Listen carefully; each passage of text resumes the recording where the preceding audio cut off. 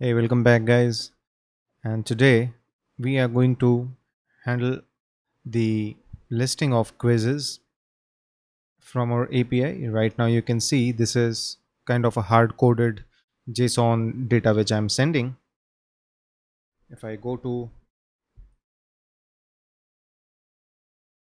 quiz controller, this is the URL and it is sending a hard coded JSON from the quiz service. And ideally, we would like to display all the quiz which we have in our application, and on top of it it should be able to see the questions associated with that particular quiz. So let's dive in. So to query the database and get the quizzes, we will write our query inside the service. What it will do is first get the repository, and we will create the query builder first. Okay, so query builder is how TypeORM will allow us to make custom queries. We already have repository, so let's say this dot the quiz repository dot create query builder. Okay, now query builder takes alias of the entity or the table, so as to say. So I'll alias my quizzes table as q, like so. And then if I do a get many, let us return this. Now this is an async function because we are making database calls. So this is an async function, and the get many will return me a promise with an array of quiz. So why don't we add that as well? Promise with an array of quiz. And my controller over here, what does it expect? It expects, or rather it returns a promise again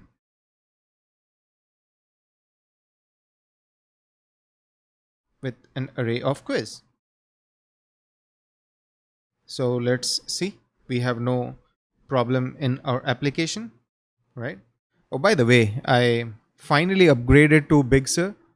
As you can see, there are these niceties about the OS, but yeah, it was all accidental. My laptop was slow and I decided to kind of clean it up, and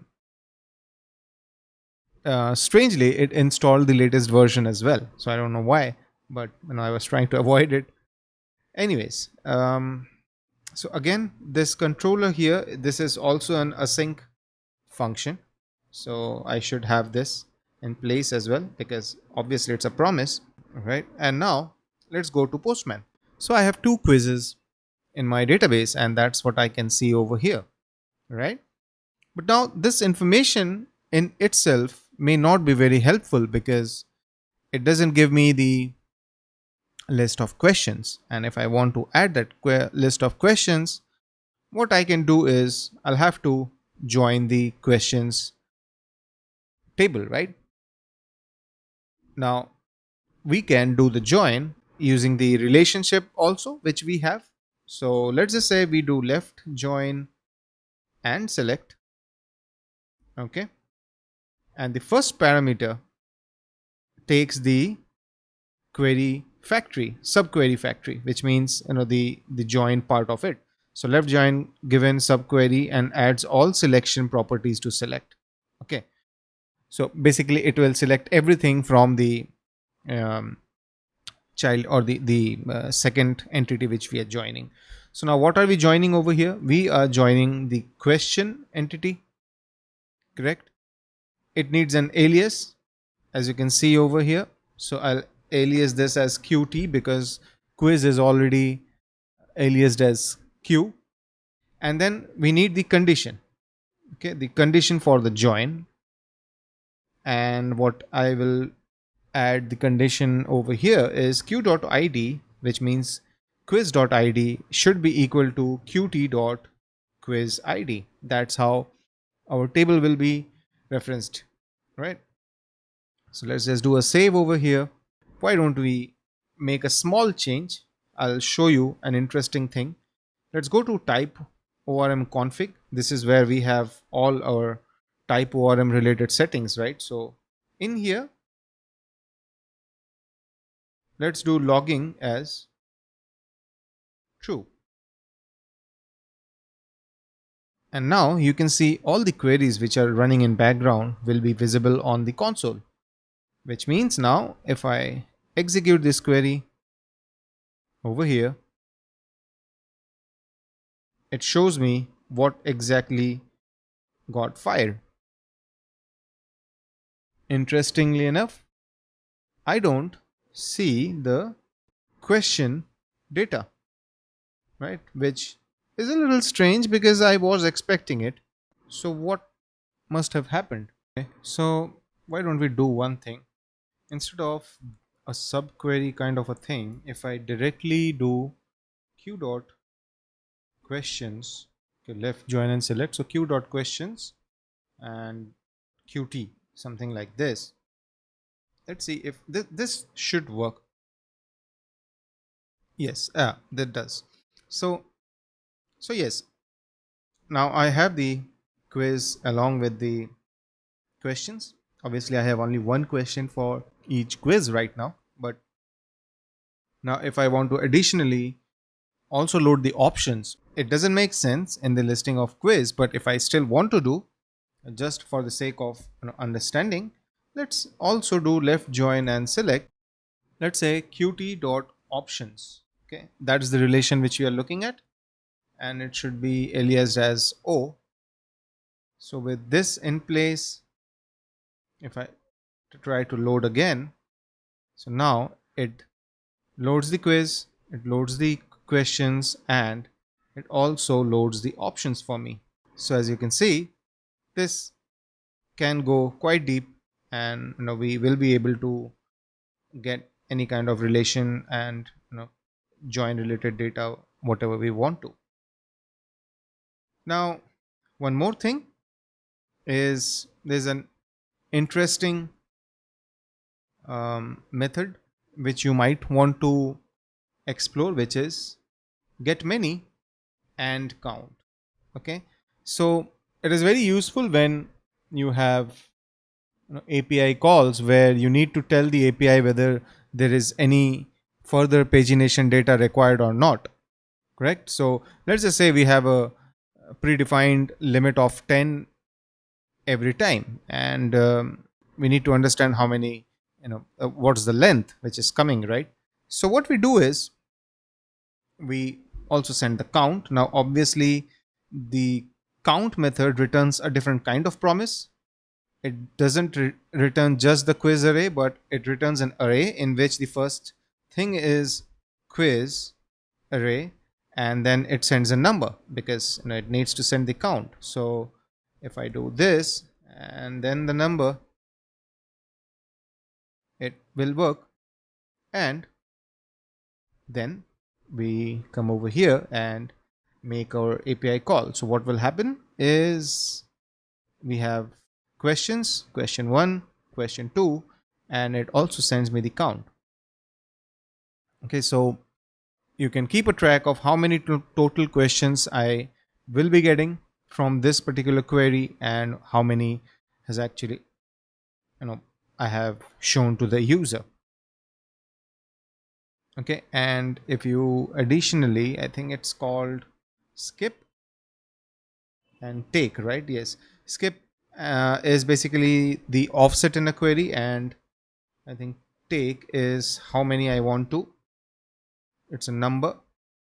Now because I have only two quiz added to the database, I cannot go more than one to show you that if I now make an API call, it will return only one quiz, but it will tell me that there are two. So if there is some kind of pagination in my application, I want to show it one at a time, then this number is something which will tell the front end application that yes, we haven't reached the end of the page. This is some kind of pagination help which you can get by doing a get many and count. And what basically happens is nothing too fancy. Let me show you. If I clear this and make the API call again, what is it doing? It is doing a select distinct. Okay, that's interesting. It's doing a select distinct of quiz ID from a subquery. Okay, and this subquery is selecting the quiz ID. Okay, so I get it. So what happens is, because we are running a count query, right? So it needs to get the first part which gives it a count, and hence if you see there's a second query which runs to just get the count of the distinct quiz IDs. Now if I make some changes, I'm sorry, we'll have to do it once more. So get many. Okay, and this is no more a quiz array with quiz, but rather quiz array. Okay, this is sorted out, and this is sorted out as well. So now the application has started. Let's clear up the screen a bit, and if I make a query, so this you can see is the simple version where it's just making this distinct to get the quiz IDs, and then it's doing the join, right? So that's how we are able to get the data which we wanted using the relationships for our quiz listing.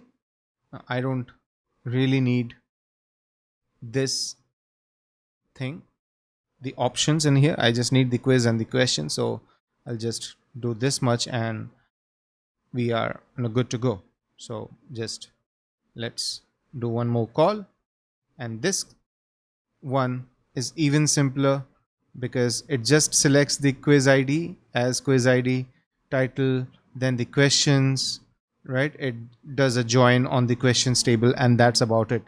Because we are not loading the question options for an individual question, so the query becomes really much simple. If you would have noticed, it was initially doing distinct, and then it was passing the ID in an in clause. So these are some things which you need to be very careful when you are doing your APIs, because ORMs with relations can be very easy to fetch information, but what is happening behind the scenes is really important to know. Otherwise, you will only come to know when your server is under a very heavy load. So thanks for watching, guys. This is how we do relationship based queries in our Nest.js application. We saw how we loaded the quiz with their questions, and I also showed you how the get many and get many count can help you with a little bit of pagination related information. And also I showed you how if you are loading a lot of relations which are nested, you need to take care of your queries using the logging mechanism which is available with TypeORM. Keep an eye on what the queries are so that you don't need to look at them only when your server is down with a lot of load. If you like this video, do click on the thumbs up icon and don't forget to subscribe to my channel.